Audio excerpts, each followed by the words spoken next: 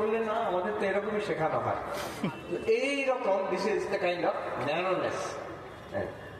ওখানে দুরকম আছে, অতি উদার, ভেরি লিবারেল, কিন্তু তারা ওই রিলিজিয়ান স্পিরিচুয়ালিটি নিয়ে ঘাটাঘাটি করে না। ওরা হচ্ছে অবিশ্বাসী। উদার হলে অবিশ্বাসী, আর বিশ্বাসী হলে গোঁড়া। আমি বিশ্বাসী হব অথচ উদার হব, এই ব্যাপারটা এখনো স্বামী বিবেকানন্দ বলছেন আমাদের কেমন মানুষ চাই, যে আকাশের মতন প্রসারিত, লিবারাল, ওপেন, উদার আকাশের মতন, সমুদ্রের মতন গভীর, দুটো একসঙ্গে থাকবে।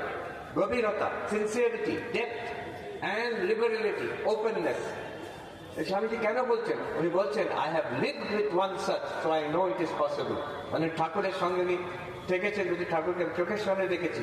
Most deep spirituality but most liberal. হ্যাঁ, তো এইটা সম্ভব, এইটা একটা উনি শেখালেন।